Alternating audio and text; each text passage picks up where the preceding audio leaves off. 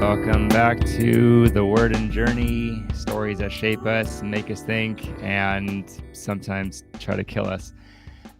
So we are back for the conclusion of Frankenstein by Mary Shelley, the legendary Victorian era sci-fi epic that started it all. Well, so say some of the commentators that this is the story that really kicked off the science fiction genre. I'm not completely sure if that's true, but I'm not going to die on that mountain either.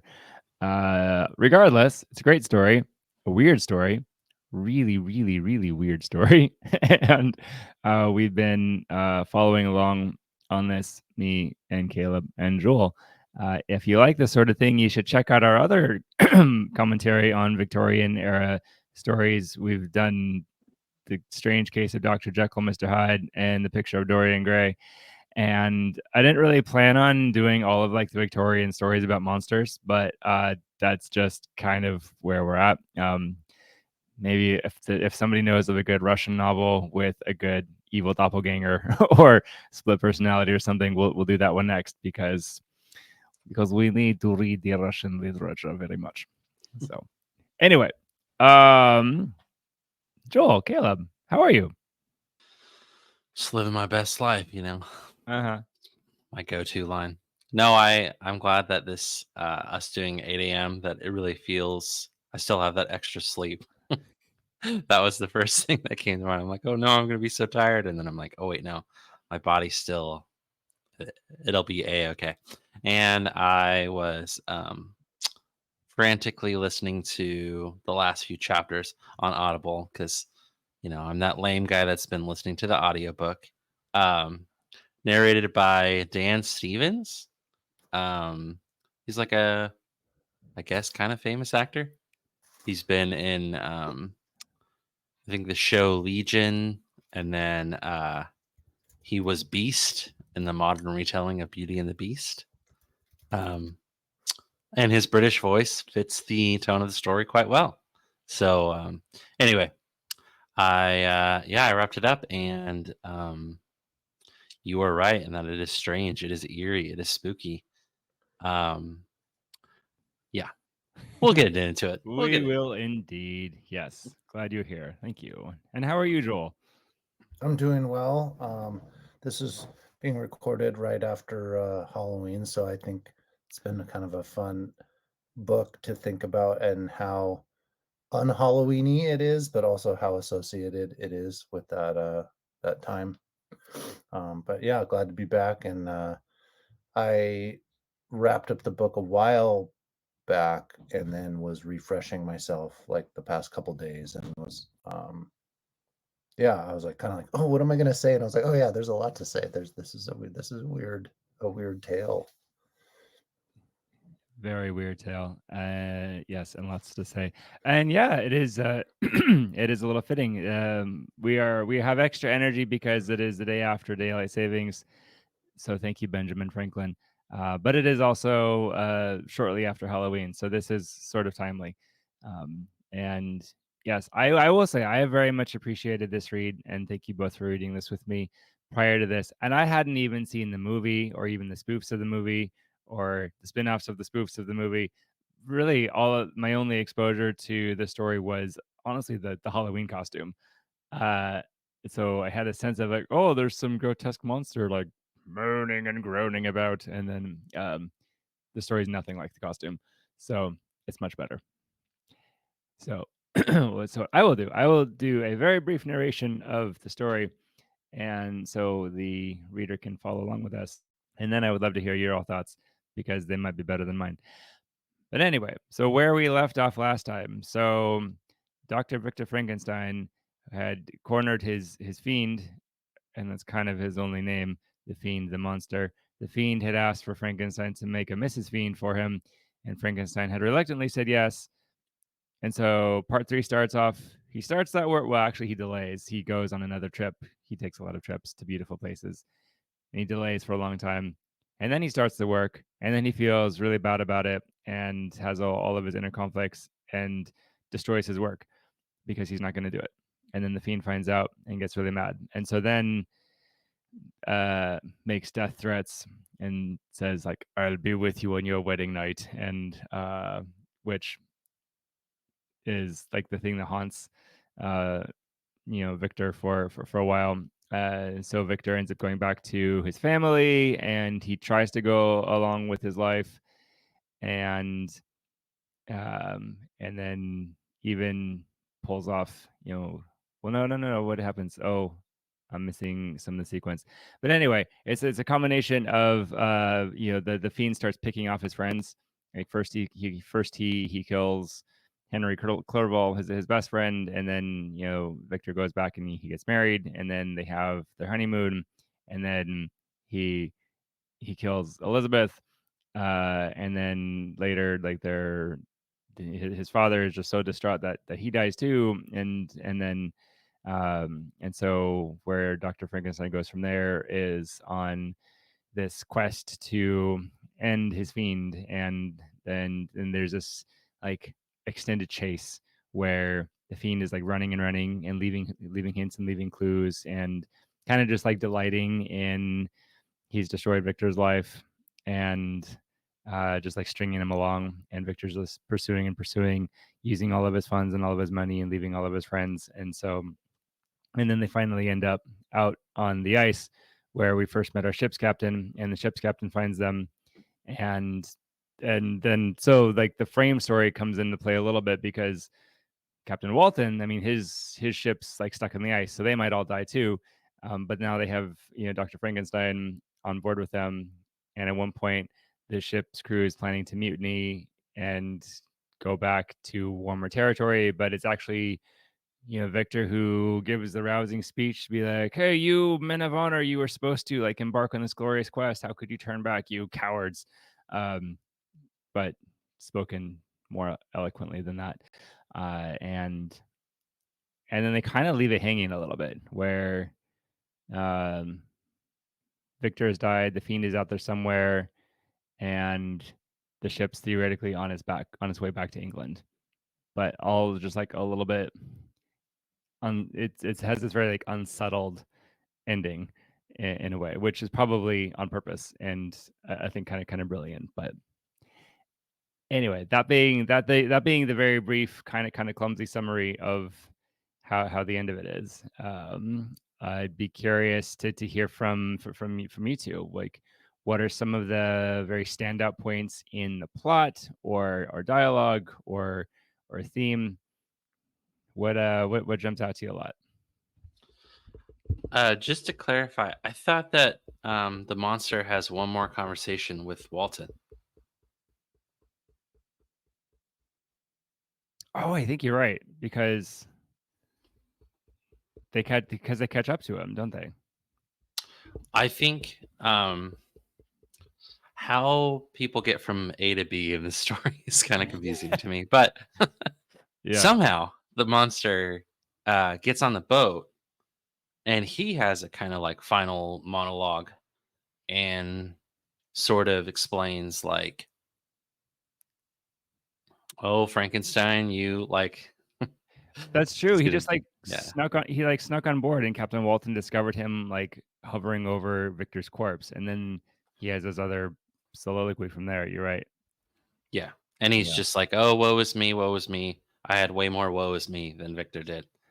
And then because of that, I'm going to sail off into the fiery sunset of my demise. Okay, bye." And then end of story. Pretty much. So, yes, he says that the fiend, speaking of Victor, he says, that is also my victim. In his murder my crimes are consummated. The miserable series of my being is wound to its close. Oh, Frankenstein, generous and self-devoted being, what does it avail that I now ask thee to pardon me? I who irretrievably destroyed thee by destroying all thou lovest. Alas, he is cold, he cannot answer me. This would make a great stage play. Just kind of, I don't know, these characters are funny. They're just a little bit bombastic in a way. They talk a lot. I feel like you could throw in some Lin-Manuel to make some musical numbers Maybe. with these characters. You maybe could. Or I still think it would be a fabulous drinking game if you're going through this, and every time someone says they're miserable or in misery, just that's your shot, because that's just like the running theme is misery, misery. So, how about for you, Joel? You mentioned a lot of thoughts. I'm curious what stands out to you about this part of the story. Well, kind of in the third part, I thought a lot about. I was kind of trying to find the exact words, and maybe if you have the book open, you can help me. But I believe after that monologue from Frankenstein's monster, he basically says, "I'm going to go out and kill myself, or I'm going to go out and find a place to die, or something like that." And I think that in a lot of like eerie kind of trails of like this weird search and hunt, and then switch to be hunted, and then kind of arc to the story. They were like they were really linked, Frankenstein and his monster, and like once Frankenstein is uh dead, then his fiend you know loses his kind of purpose in life. So that in terms of the plot, I'm trying to keep it more there, but that just kind of opened up just a lot of thoughts for me around um yeah, how he's just seeking that fatherly approval, and now and then maybe we can get this more in later, but then I've been thinking a lot about, we talked about maybe how this story has a little less of an element of just personal responsibility, but how culture also denied Frankenstein's monster. So it was like his father denied him, and then his community denied him, and then his country denied him, and then and then he's like off into the wastes of the world. Um, Hmm. so yeah, I feel like I'm losing my focus here, but yeah, that's Well, some of the things that came up for me. there are definitely so there's a lot of relationship stuff going on here, and I'm definitely going to camp on the attachment dynamics a little bit as well. But so with what you're pointing out, Joel, we could say, if we drag the nature nurture argument into this, or bring up this story as case study for nature versus nurture, um, what you're highlighting is a lot of the nurture component. His creator abandoned him, society abandoned him, and everything. So based on how you read the story, did the fiend ever have a chance, do you think, to be upstanding or loving? Yeah, I do. I think that he had multiple chances to, I guess, to connect with love, really. And and that was denied on the all those like hierarchical levels of culture and family. And I think even the creature kind of knew what he was doing was wrong, but he was like, well, this is what drove me to basically get revenge on life, which is like kind of that dark part that that we see when, I don't know, like even in our culture now, which is like mass shootings or different, like people are just like, I'm not attacking a certain person or a country or anything. I'm just trying to spread my pain, and I think it kind of reflects on that super dark part of people. Mm-hmm. Yeah. On that note, I think that story does a good job in revealing the truth about vengeance and just revenge in general, about how it always leaves the Avenger, Marvel, not tied in, that it used to have a word that was not attached to a comic book series, but that Avenger kind of quality, how that ultimately does leave you essentially hollow. Um, and that was kind of what I actually did really like the monsters little monologue, and kind of it was his strange way of mourning Frankenstein, because in a way, and tied with the nature nurture thing that we've been talking about, Frankenstein was the monster's only like connection to humanity.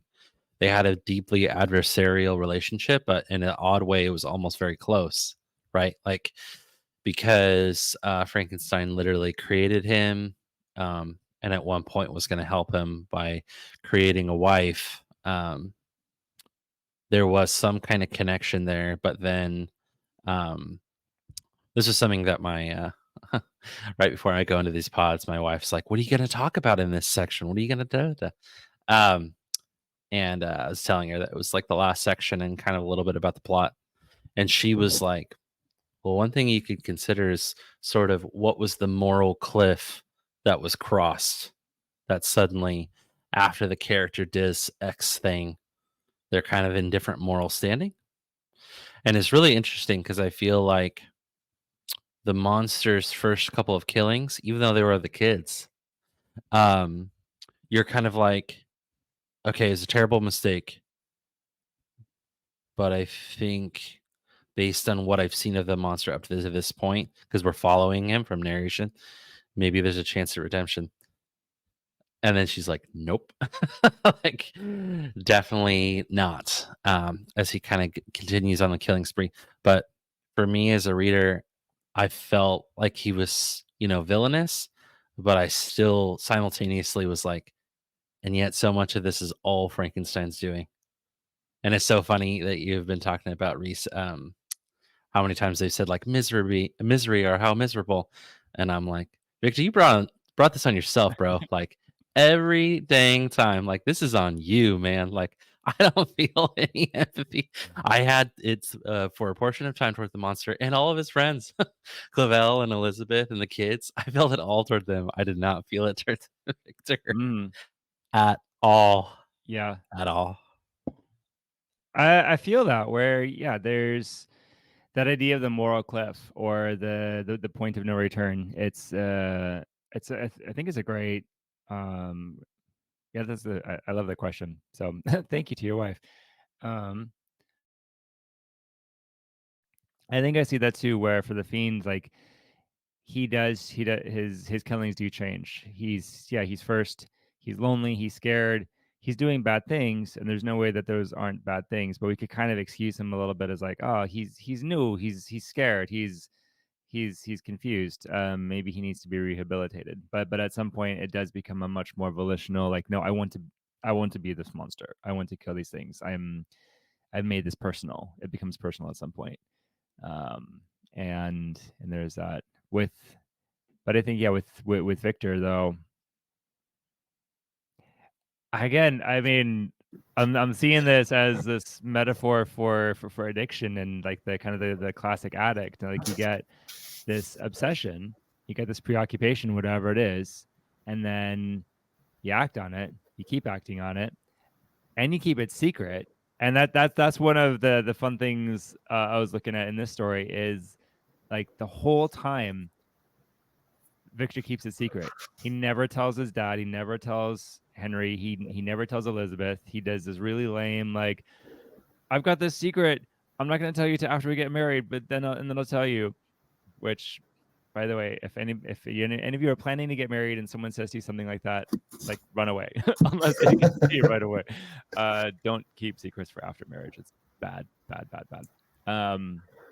But that's a very classic thing you see in a lot of acting out cycles, like acting in obsessive compulsive, like addictive cycles. Is there's this unmanageability that's usually heightened by the secrecy. Usually part of why it's unmanageable is because it's hidden, or we have, we who are caught up in these cycles, we have our obsession, our thing that is just like draining us and drawing our attention and secretly destroying us. But we're also trying to keep it secret because we've got this other life that we want to maintain. And oftentimes it's this schisming of the person that ends up being what destroys the person, or that's what that's what makes the unmanageability just so unmanageable. And I mean, goodness, if Victor would have been more open about what he was doing more sooner, I mean, we'd have a very different story. So yeah, it's hard to empathize with Victor, not because he doesn't have, not because he is impervious to pain, but because you kind of don't see him like being repentant about it at all. He's just like, I'm miserable and I'm wallowing, but I'm not going to actually change anything. I'm going to just hunt down my fiend and die.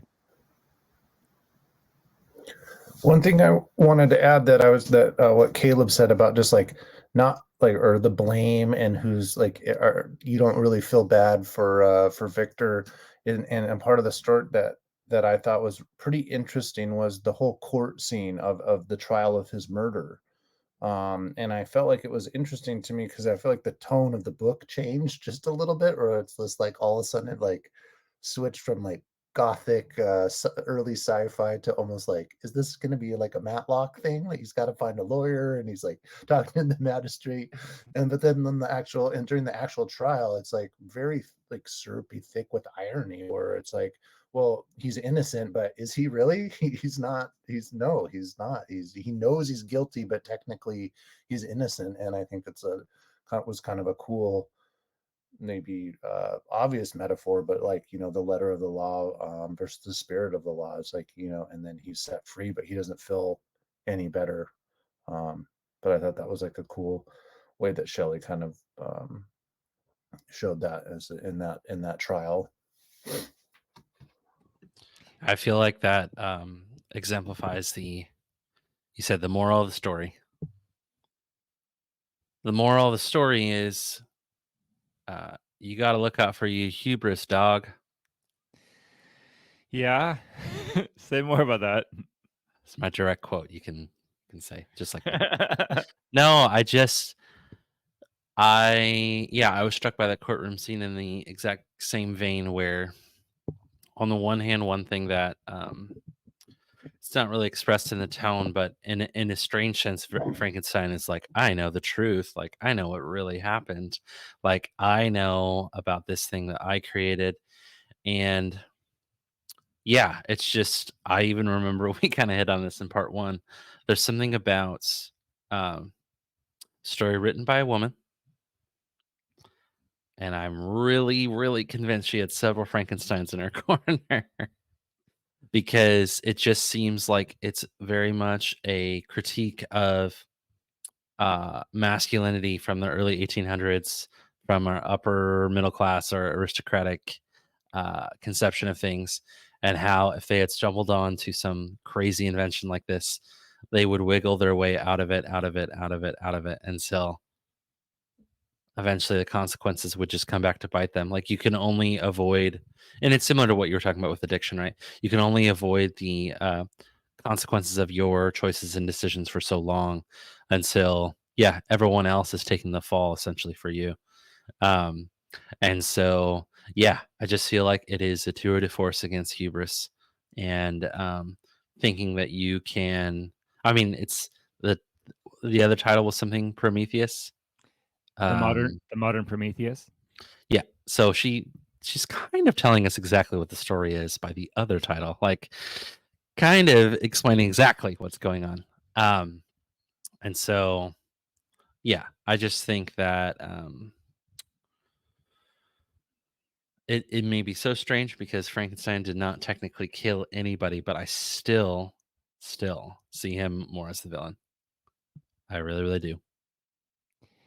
I mean, it's a defensible claim. I mean, Victor was the one who got this idea of like, I've got to create this being. And okay, sure, his initial idea was like, I'm gonna do something good for mankind. I'm gonna save us from death or something. But like, I mean, he's just a guy. So I mean, we could say, yeah, he overshot.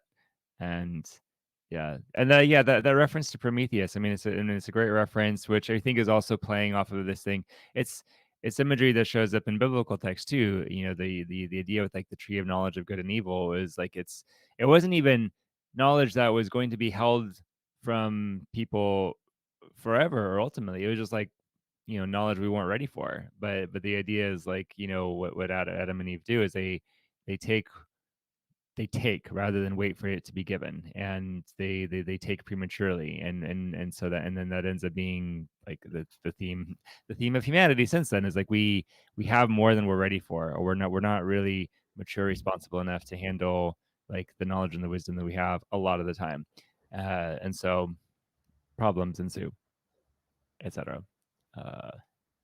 Yeah, All right. So watch out for your hubris, dog. That's No, I like what you said about the going back to the biblical, like the tree of knowledge. I was trying to think of the story in like a bigger way, and trying to think about Prometheus, and I was like, well, there's this um, you know, Prometheus is Titan, and he steals fire, and he brings it back to humanity, and it creates like all this like help, but all this hurt, and like he's punished by Zeus, and he's tied to a rock, and like an eagle comes and eats his liver the other day. And I learned something recently about the liver. I guess in like Greek and Roman times, that was considered to be like the center of like the human passions. Like heart was associated with love, and the liver was kind of like kind of your mojo and your ethos, and or maybe not ethos, but like where your a lot of your emotions come from. And so I was like thinking about like the punishment of Victor being kind of like, he's once he's like gone too far, he's taking like the well, I'm going to be God, I'm going to create life from nothing, and now it's coming back to punish me, and it's like going all for my passions, like killing my joy, my all my family, all the things that like matter, until it's like nothing, and then back to death. And I was thinking about that relating to like, oh, these what are these bigger narratives. And I was thinking, oh, Cain and Abel, like I maybe this goes more into like Christian mythology side, but like after the first murder, Cain is like sent off as the wanderer, and then he's like the one that creates civilization, which where music and like culture and city building and all these things come up. And so it's like, what is the cost of these big, the first murder brings civilization, or like, and then atomic weapons, like how were they used first, and now they're like for power. It's like sort of this um I thought maybe there's another example I lost, but anyways, but this idea of like um and I think besides the personal responsibility and the kind of fatherly, like the rejection of Victor from any responsibility, then besides that, I think the second thing for me is just kind of that scientific critique of like um our responsibility with science, and the responsibility that comes with that. yeah. Um, Goofy as it is, Jeff Goldblum's quote from Jurassic Park, we got all caught up in like thinking if we could, we never stopped to ask if we should. Uh, I mean, I think I see that playing out here too. Victor doesn't think about like the consequences or the implications or what could go wrong. He's just like, can I do it? Can I do it? Can I do it? And it's not until he does it, and then he's like, I did it. Oh dear, I did it. um, and yeah, from a counselor standpoint, so I look at Victor, and Joel mentions responsibility and everything. Uh, I don't get the sense that Victor is in denial over what he did, or that he did it. In his case, I get the sense he more overblows that, and so it becomes like the shame narrative, where it's going beyond, oh yeah, I did a thing, to now like, I did a thing and I can't undo it, and I'm so sad because I did a thing, and um, so kind of like excessive responsibility. Maybe, but that probably comes as maybe as a counterpart to like not being responsible on the front end. So he feels like he has to be like excessively like over responsible later. But then again, but he doesn't actually do anything with it though. Like he doesn't actually take that to change himself or to warn his people or protect them, or like, there could have been a lot of ways he like started to take responsibility like in a healthy way, and like be like, hey, dear dad, I'm sorry, I've squandered my studies and I've created a monster. Help. Uh, you know, something like that. I haven't talked about it too much because when I open the personality toolbox, as it were, Pandora's box is open, and then people, might cringe or might be like, but if you can bear with me for just a second as I kind of look at it through that lens, uh, specifically the Enneagram. Yes, I'm the Enneagram guy. Haha. Again, just bear with me for a couple minutes, and then I'll land this plane. But what is really true and kind of like I really see evident in Victor, and again, it's like I'm not going to say, and this is what his type is on the system. No, but the qualities that I see is some of what we're describing. So the two personalities that I kind of see from there, so type 4 and type 5 would be kind of my guess of what I'm seeing. Both of them are a little bit more insular. Both of them are a little bit more internalized, and both of them are a little bit more, they want to be creative. They want to have a lot of ingenuity. They want to have recognition. They want to have all those sorts of things.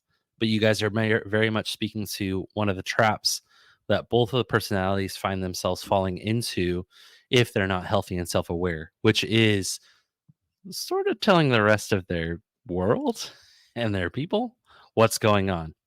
So, in that regard, you see that a lot more with the type 5 archetype. But then the oh miserable, how miserable, you see that more with the type 4 archetype. But regardless, he's kind of not really recognizing his own faults, and flaws, and how they are informing so much of what is going on. He kind of takes this cosmic, and you were kind of speaking to this, Reese, about it, like the shame. Suddenly, this shame narrative comes in, rather than just sort of thinking for himself, like, oh, perhaps within my own, I'm a son of Adam, as it were. I make mistakes. I try to reach for the tree. What if I confess that I reach for the tree and try to involve other people, and we all try to solve this and figure this out? But instead, back to the hubris doc, he thinks he himself can solve it. If anything, I'm sort of like perplexed. Dude, your fiend has killed like everybody. What are you gonna do to him? You tried, and he like thrashed you.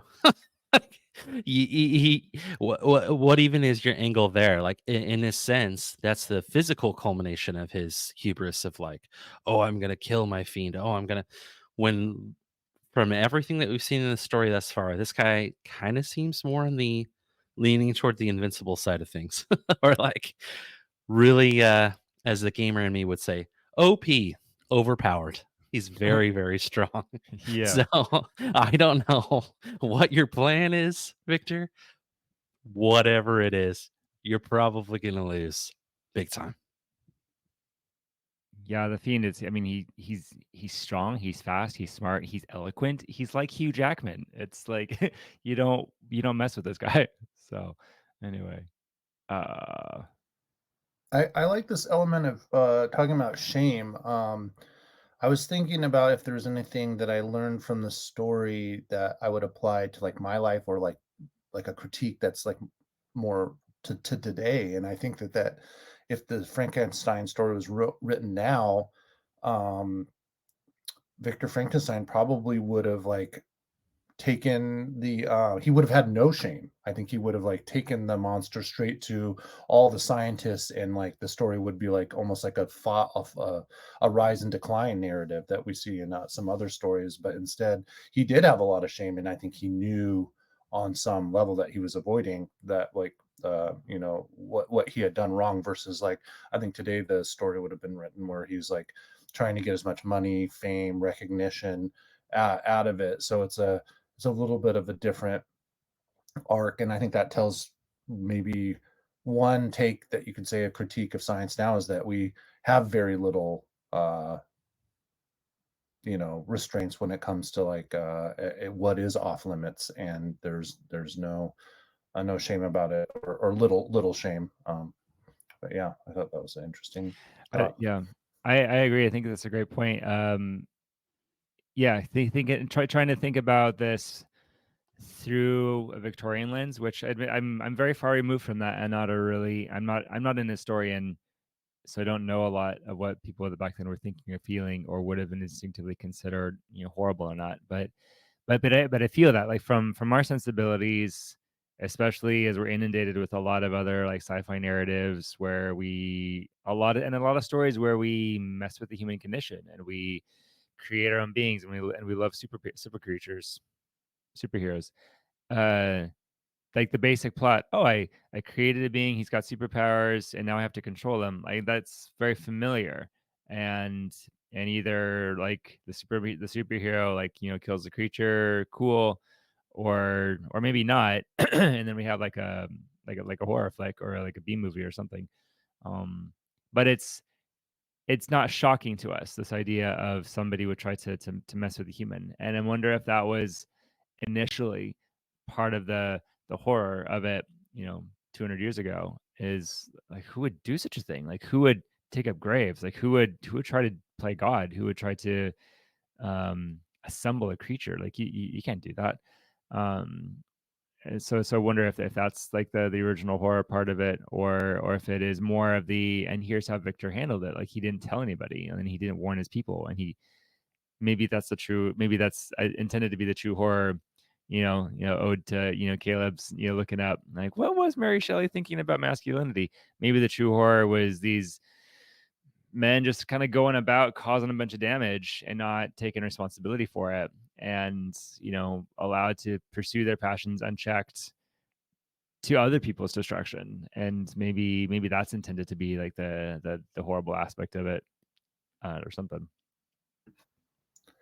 Yeah, I was trying to think, spurred by some of the good comments from Caleb, like about like looking at this more as a critique or just thought of Shelley on femininity and masculinity.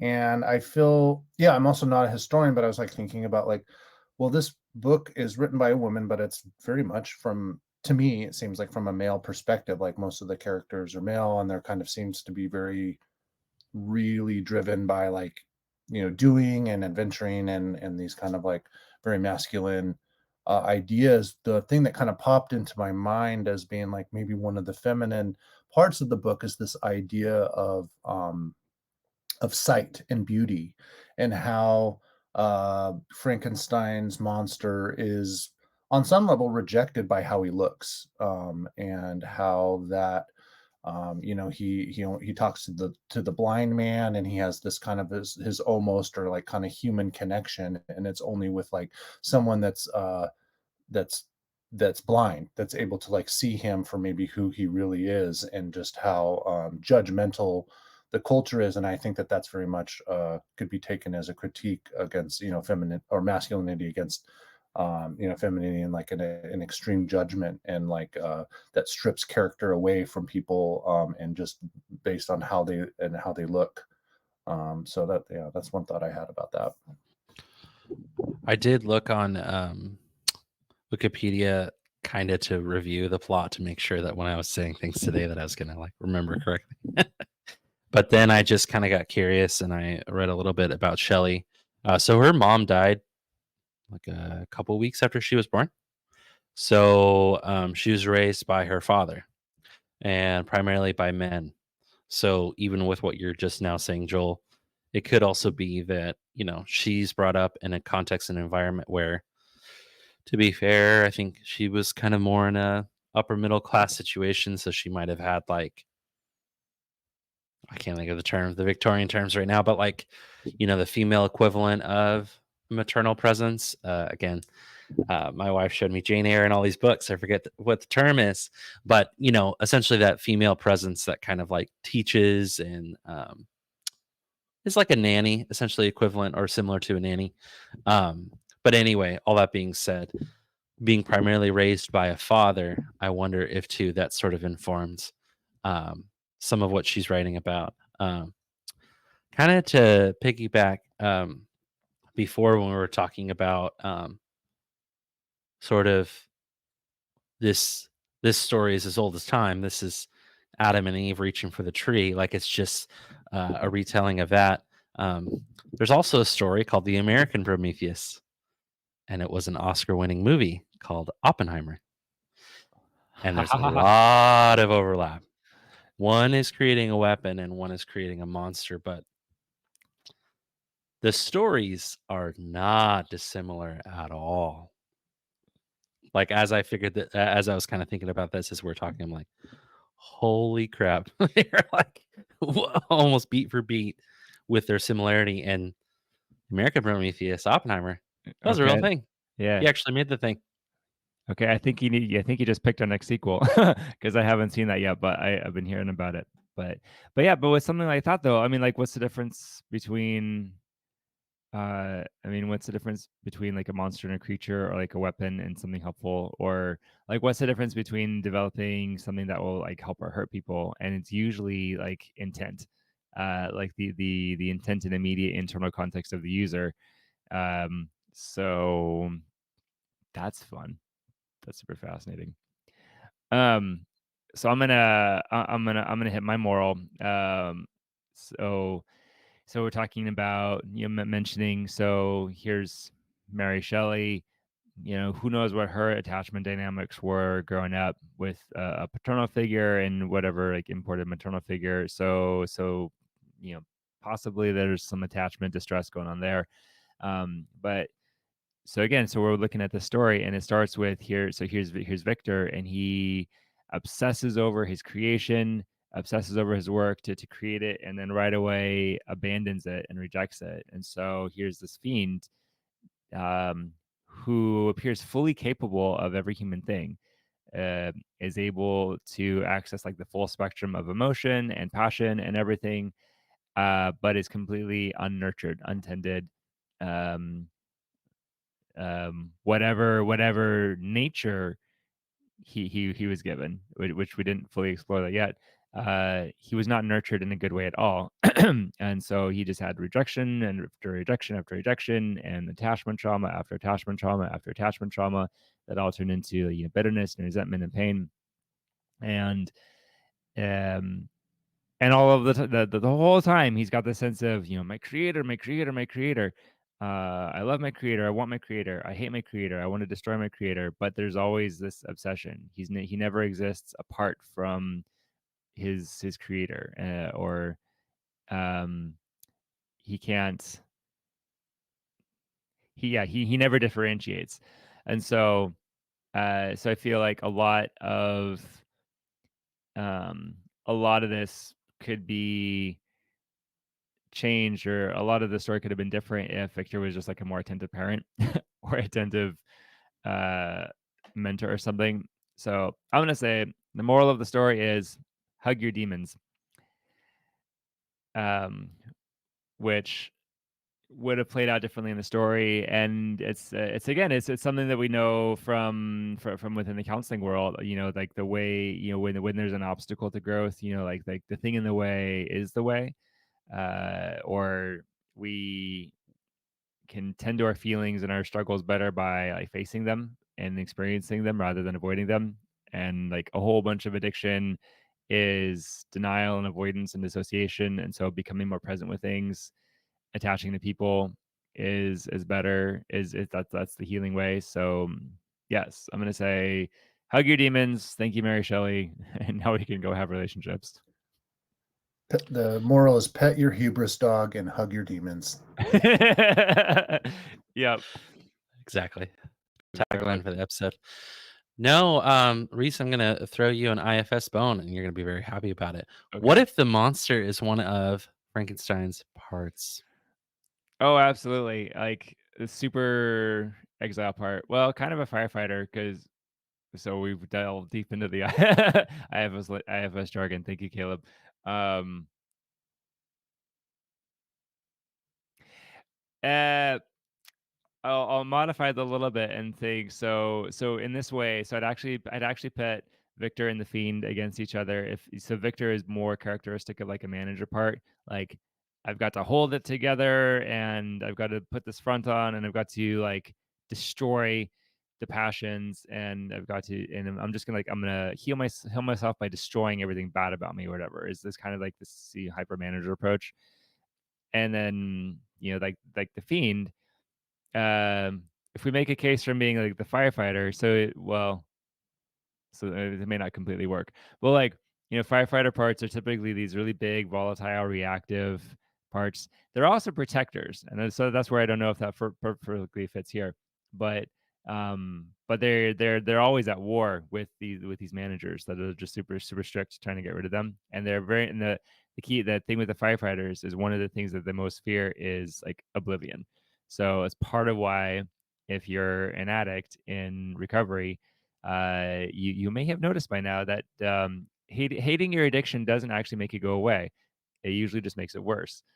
Uh, you actually make a lot more progress by getting curious about your addiction and setting some healthy boundaries with it than just all out like hating it and trying to like cut that part out of your life. Um, so that's where I get a little bit unconventional. But and then who would the exile be? Who's vulnerable? Probably little Victor, wherever he is in the story. I'll have to think about that some. Well, hold up. I got you. Did his dad not give him a hard time for not studying the right thing? Yeah. Yeah. So maybe Victor is like also just like looking for love and looking for that fatherly affection. And maybe because he didn't get it, he wasn't able to give it either. So boom, it's not actually Victor's fault. It's his dad. It's the father wound all over again. Thank you, Mary Classic Shelley. psychology. It's the parents' fault. It all boils down. It's the parents' fault, no matter what. Right. There we go. That's fun. Fun story. Well, yeah, Joel or Caleb, any other final thoughts, interesting questions, or implications for modern science, modern psychology, modern people, modern Promethei? I am just struck by when you stumble onto a great designing principle. Systems. I'm thinking of Am I a still? oh, Oh, sorry. I'm sorry. Technology. Am I back? Yep, you're back. Oh, sorry, yeah. guys. My final thought was when you're talking about family systems and parts is that and just I guess to end on the horror of the book is that when Victor tried to organize parts into Mrs. Frankenstein, he ended up just dumping them all into the lake or into the ocean. So his parts work didn't go too well. No, not too well at all. Yes, destroy the evidence. Oh goodness. They just that I mean that image there's some grotesquerie to that still stings a little bit. So but I mean it's just like the commentary though on like what how is it that we see people and like I was thinking I don't know in my spiritual life as I've been learning more about icons and iconography and veneration and like how to see people and not objectify people like the idea of like reducing people at all it really irks me more and more so with like this concept Victor's working with like parts of people or just like collecting like disparate body parts to try to assemble them. There's a way it's like very dehumanizing, even though he gets it to be alive in a way. Um, like we could say like the fiend maybe doesn't have a soul, or maybe, but even then like the idea of like people are just a collection of parts. I can pull them apart, put them back together. There's something very objectifying about that. And that idea played out in a lot of other contexts, I think has a lot more horrors attached to it. So that's not so good. Yeah. What were you gonna say, Caleb? Oh, I was just gonna say, I think I'm struck by so when the story has a really good designing principle, and so drawing this language, I forget what the book is called. It's written by an author named John Truby. Um, he's like a Hollywood-esque figure, but he reviews screenplays, novels, all that kind of stuff. He's like a story guru kind of guy.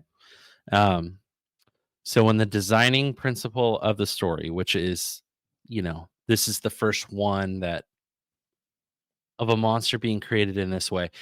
I mean, I say that out loud, and maybe there are some others, but maybe the most famous, the most notable.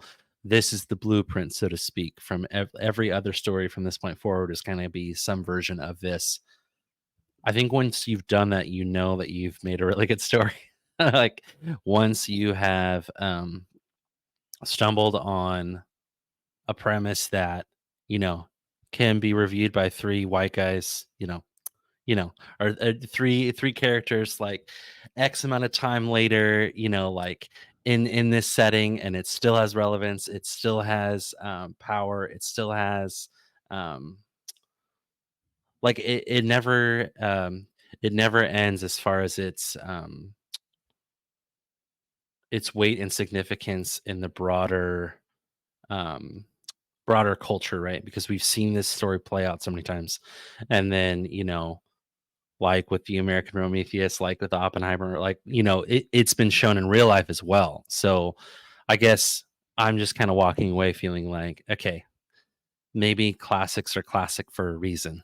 Like they have stood the test of time and they don't lose relevance. If anything, they seemingly gain more. You might have to get your Victorian glasses and lenses on to read it, or to kind of like get into that mindset of what would have been like if I, was in 1818 Yeah. and bought one of the first editions. But yeah. Yeah. You're so right. It's it's a powerful story, and not because of the fun Victorian language and like the characters are so eloquently spoken necessarily, although that's cool, but the concept, the concept of the story, the truth of the story. She hit on something really true and was able to express it in a compelling, interesting, skillful way. And that truth doesn't expire.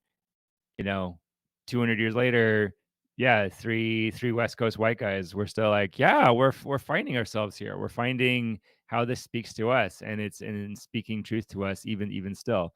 So yes, classics are the classics for a reason. Great literature. There is something distinct about great literature that probably is only known over time. We're still holding out to see about Fight Club, and so, but yeah, it's a good point, and part of why we do this, because it's good for us to read, and I think we think it is good for you, the listener, to also read as well. So we should read more. Anyway, I think I will call that there before we end up stuck in more ice or fire or fiend ourselves into any more heresies. But yes, dear listener, thank you for checking with us. And again, if you like this one, we have others that are up and that you might enjoy. And please like, rate, review, share the podcast with friends. And you can visit Patreon at patreon.com/Moses Bernabe to lend some dollars and other support. And then we will bring you more great stories from great books. Joel and Caleb, if a listener wants to get in touch with you, and I hope that they do because you guys are cool, where are good ways to get a hold of you in the world?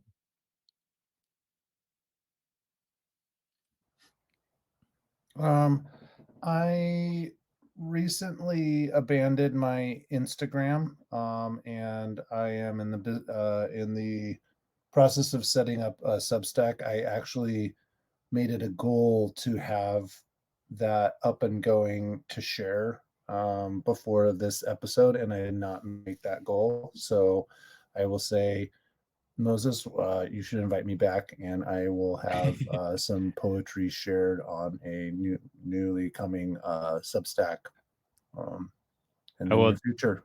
I will definitely invite you back, and also because I know I will be delayed in actually releasing this, so I will get Joel will have a Substack ready before this episode is ready, no doubt. So by the time you listen to this, his Substack info will be in the liner notes.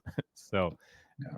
you should You can check that also out. find a super outdated website, www.joelhere.com. So you can, if you're, I have done some freelance copywriting. So if you're looking to contact me about that or poetry, yeah, you can find my email through that channel as well. joelhere.com. Cool. And Caleb?